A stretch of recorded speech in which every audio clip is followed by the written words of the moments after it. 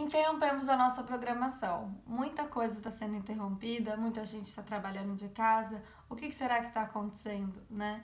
Semana passada não teve um paciente que eu atendi que não falou do tal do coronavírus. E quando a gente pensa em psicologia de saúde, o objetivo do psicólogo é amenizar o sofrimento, a ansiedade, a insegurança nesse processo de adoecimento. Para quem não sabe, eu tenho especialização em psicologia da saúde, já trabalhei em hospital, já trabalhei em UTI, já trabalhei em ambulatório, já trabalhei em pronto-socorro. Então, o que a psicologia tem para falar sobre o coronavírus? Né? O CRP já até emitiu nota falando dessa ansiedade toda, essa frição que está se tornando em torno desse tema. Né? Tá sendo uma coisa muito coletiva, né? A gente tem informações excessivas o dia inteiro sobre isso, né? As pessoas não estão sabendo como reagir. Tem gente preocupada demais. Tem gente que começou a ficar preocupado porque não está preocupado. Hoje uma pessoa me falou isso, né? Falou assim: será que eu devia estar me preocupando mais? Porque tá todo mundo falando tanto sobre isso, né? A gente vai nos supermercados, não tem papel higiênico, um monte de gente comprando coisas para estocar, o que não ajuda muito, dá mais essa ideia de pânico, né? Bem, semana passada, quando eu finalizei os meus atendimentos, eu mandei uma mensagem para uma grande amiga minha, que é infectologista. Essa minha amiga, ela já foi coordenadora do programa do controle de malária entre 2011 e 2016, já trabalhou com dengue, com HIV, então ela é a pessoa certa para dar essa orientada, porque para diminuir a ansiedade a gente precisa da informação certa, né? O que dá para ser feito. Então, carinhosamente, a Carol escreveu esse texto que eu vou ler para vocês. O nome dela é doutora Ana Carolina Santelli. Carol, são para os íntimos, no caso, eu, com muito orgulho. Saudades, Carolzita. Beijo, muito obrigada por esse texto. Espero que ajude vocês. Me ajudou bastante. Então vamos aqui ler um resuminho sobre esse coronavírus. Esse coronavírus, o SARS-CoV-2, nome do vírus, é um vírus da família do vírus do resfriado comum, que com a mutação atual, essa versão de agora, se transmite com facilidade. Mata mais que gripe comum e menos que SARS e MERS. Mas como é novo, ninguém tem imunidade. A letalidade é em torno de 2,3%, mas vai depender da capacidade de atendimento e da estrutura daquele país. Como mata mais os idosos, populações com muitos idosos vão ter um cálculo final de mais mortes por pessoas infectadas. Apesar disso, o risco individual para pessoas idosas continua sendo maior em morrer por outras causas do que por esse vírus. O maior problema é o impacto nos serviços de saúde. Era quase impossível que não se tornasse uma pandemia. Os esforços para conter ajudam a retardar a infecção em massa e dá tempo para os serviços se organizarem, além de mais tempo para pesquisar em tratamentos e vacinas. Para ter uma vacina vai demorar de 1 a 2 anos, a Carol acredita. Diminuir a velocidade de transmissão pode ser interessante, pois muitos casos juntos sobrecarregam demais os serviços de saúde. E acho que esse é o grande problema, tá? Depois ela vai falar um pouquinho melhor sobre isso. Na doença causada por esse vírus, Covid-19, nome da doença, então Covid-19, gente, é o nome da doença do coronavírus, tá? Cerca de 15% das pessoas infectadas precisam de atendimento médico. Em 1/3 delas, cerca de 5% do total de infectados, pode precisar de ventilação mecânica em leito de UTI. O maior risco é para idosos maiores de 80 anos, depois os maiores de 60 anos. Pois, em geral, eles já têm outras doenças que são pioradas com a infecção. Eles têm menos reserva para superar a infecção, reserva imunológica. As mulheres gestantes também são mais vulneráveis. Então, se você estiver doente ou teve contato com pessoas doentes ou esteve em áreas com transmissão sustentada, é melhor não visitar os avós ou os pais idosos por 14 dias. Então, são super válidas as medidas para tentar diminuir aglomerações. Por enquanto, no Brasil, ainda não faz sentido restringir as viagens domésticas, mas pode ser necessário mais para frente, dependendo de como caminhar a pandemia. Além de lavar as mãos muitas vezes ao dia com água e sabão, tem um frasquinho de álcool gel no bolso para quando não for possível lavar as mãos. Preocupações em voos que já vale a pena tomar. Aí essa parte, eu achei a cara da Carol. Eu vi ela fazendo isso entrando no avião. O risco é maior para quem está sentado a 2 cadeiras de distância de um caso. A gente não sabe, né, quem é caso e quem não é. Então, o ideal é abrir a ventilação acima do assento. O avião tem filtro EPA e esse é o melhor ar para respirar. Sabe aquele ventiladorzinho em cima da cadeira?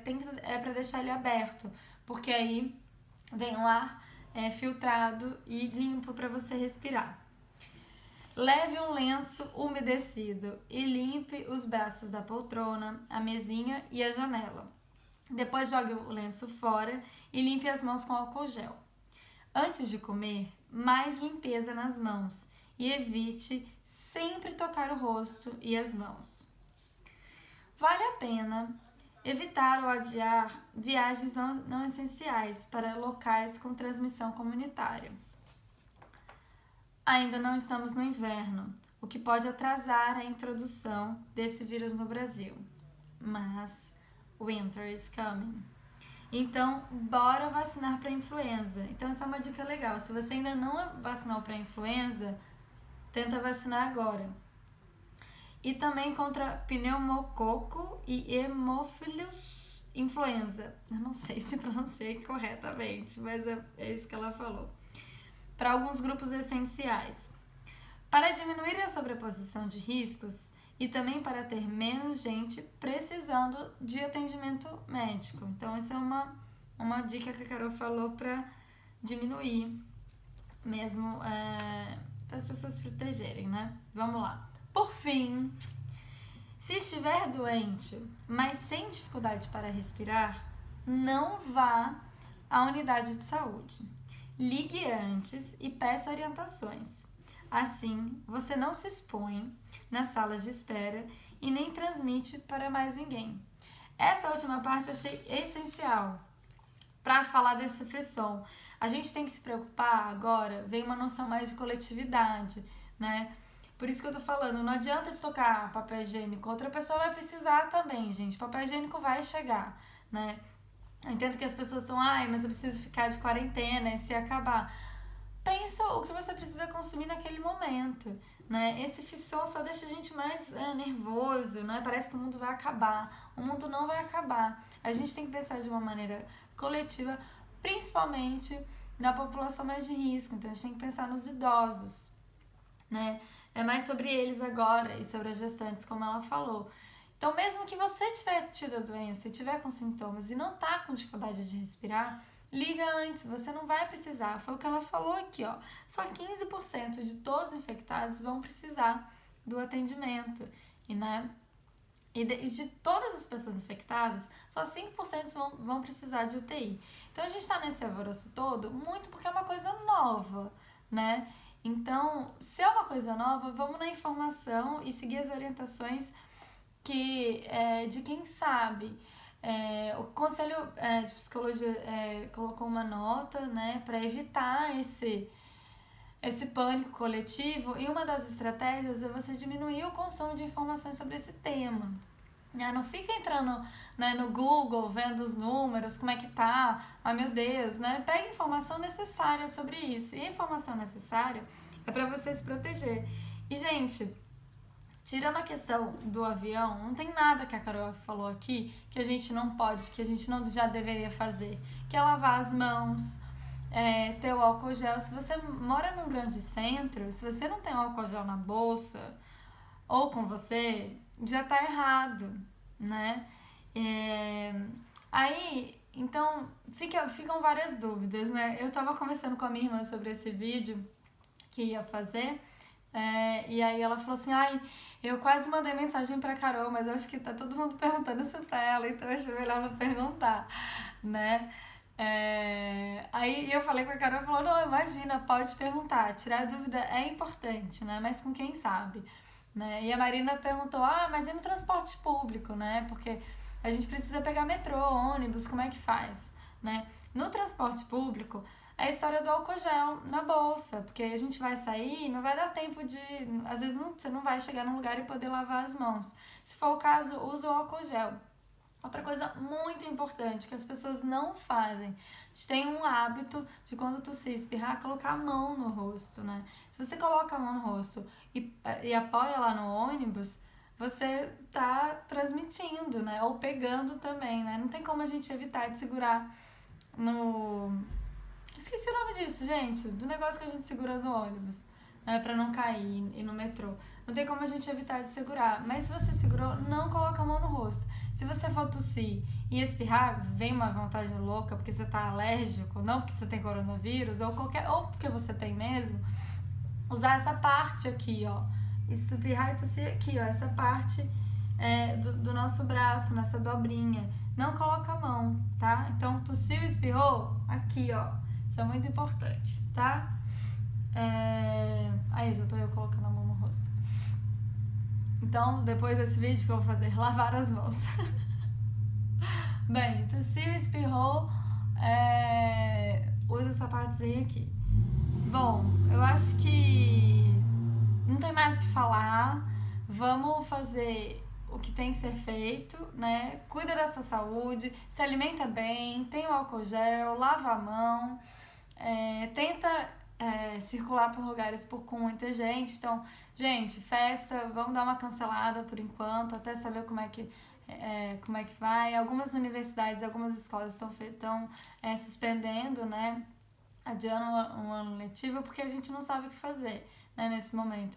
E tudo isso vale, de novo, o problema é o impacto no serviço de saúde. A gente não pode sobrecarregar esse serviço, tá? Deixar o serviço de saúde para quem precisa nesse momento, tá bom?